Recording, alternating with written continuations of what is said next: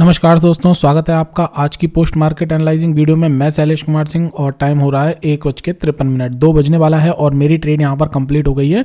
इसी रीज़न से मैं ये वीडियो बना रहा हूँ। ठीक है, तो दोस्तों आज सबसे पहले हम लोग चलते हैं अपने ग्रुप में और जान लेते हैं हमारे सेंटिमेंट्स क्या थे और किस आधार पर हमने ट्रेडिंग की। और दोस्तों मैं आपको बता दूँ कि हम अपने ग्रुप में मार्केट ओपन होने से पहले सारी चीज़ें डिस्कस करते हैं। मार्केट ओपन होने के बाद हम ट्रेड प्लान नहीं करते, मार्केट ओपन होने से पहले हम ट्रेड प्लान करते हैं और जब हमारे सेटअप सेंटिमेंट्स के साथ मैच करते हैं, हमें परफेक्टली एंट्री नज़र आती है, हम तभी एंट्री करते हैं। ठीक है, तो चलिए चलते हैं ग्रुप में और जान लेते हैं कि आज के सेंटिमेंट्स हमारे क्या थे। ऑलराइट, तो दोस्तों आज हमने मॉर्निंग में 8:12 पे डिस्कस किया था कि आज के जो मार्केट सेंटिमेंट्स हैं वो पॉजिटिव साइड हैं हमारे ग्लोबल लेवल से। तो हम लोग केवल और केवल आज अपसाइड ट्रेड करेंगे, हम किसी भी तरीके की डाउन साइड मूवमेंट में आज पार्टिसिपेट नहीं करेंगे। ठीक है, तो हमारे सेटअप के हिसाब से अपसाइड स्कैल्पिंग बेस एंट्री बन रही थी और अपसाइड ट्रिगर बेस एंट्री बन रही थी। ठीक है, तो चलिए चलते हैं अब सीधे चार्ट पर और जान लेते हैं कि हमारी एंट्री कहाँ पर बनी और ट्रेड में हमारे साथ क्या हुआ। ठीक है, ऑलराइट, तो दोस्तों आज आप देख सकते हैं यहाँ पर बैंक एक्स का हमारा चार्ट खुला हुआ है। बैंक एक्स का चार्ट इसलिए खुला हुआ है क्योंकि मैंने बैंक एक्स में पोजीशन बनाई थी। हालांकि बैंक निफ्टी में भी पोजीशन में बना सकता था, दोनों ऑलमोस्ट सेम ही पैटर्न पे चलते हैं। अगर आप बैंक निफ्टी और बैंक एक्स का चार्ट अगर आप देखेंगे, ठीक है, तो दोनों ही चार्ट लगभग सेम तरीके से मूवमेंट करते हैं। ठीक है, उनमें ज़्यादा डिफरेंस नहीं होता है।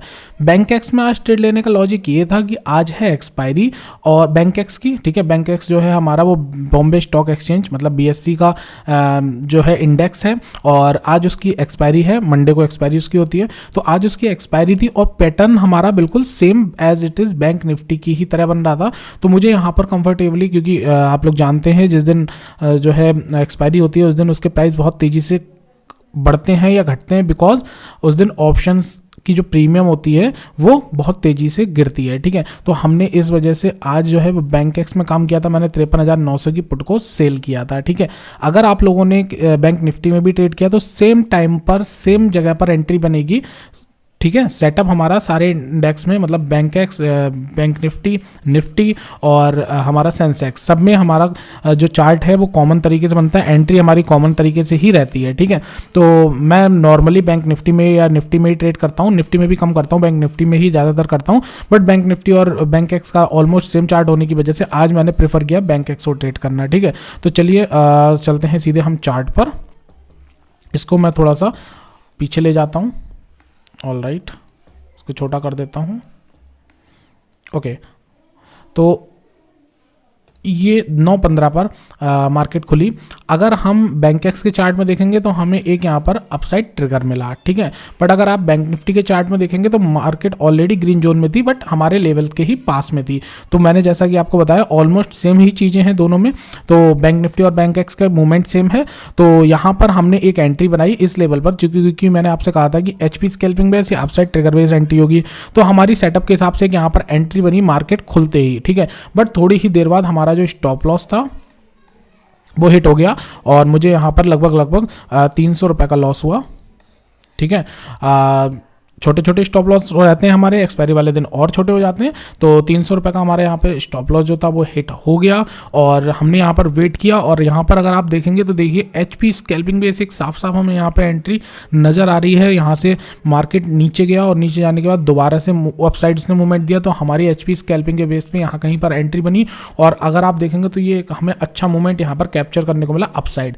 चूँकि हमने डिस्कस किया था हम केवल अपसाइड ही ट्रेड करेंगे, डाउन साइड से हमें कोई मतलब नहीं है। अगर मार्केट डाउन साइड जाता भी है तब भी हम उसमें पार्टिसिपेट नहीं करेंगे। तो यहाँ पर हमने इंतजार किया, HP स्कैल्पिंग बेस एंट्री बनी और यहाँ पे हमारा बहुत आराम से टारगेट जो था वो आ गया।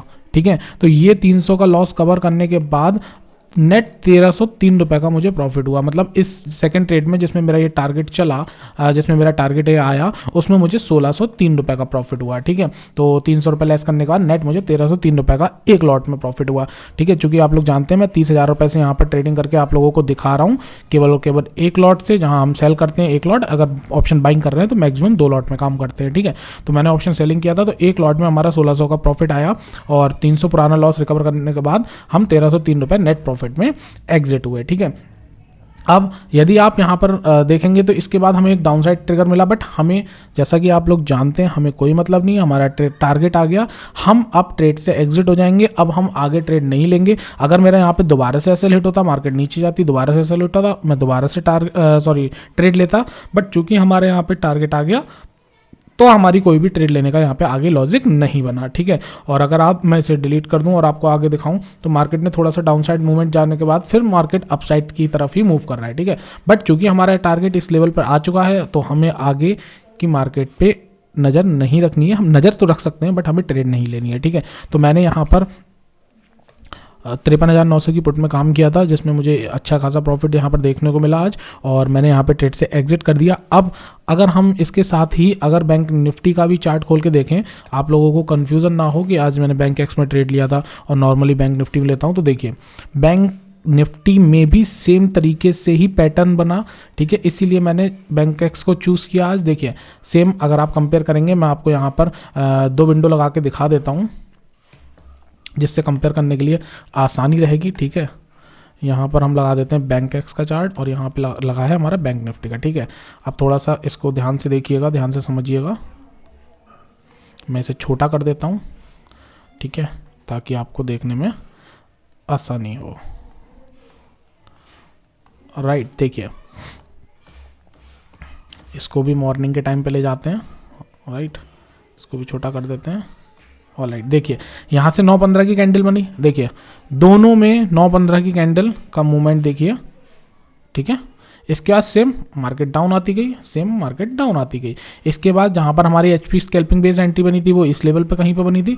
अगर हम बैंक निफ्टी में पोजीशन लेते तो हमारी इस लेवल पे कहीं पे बनती, मतलब सेम टाइम फ्रेम में सेम कैंडल पे ही हमारी एंट्री बनती। और अगर आप इसे आगे की ओर देखेंगे तो देखिए सेम मूवमेंट दिया ऊपर साइड में।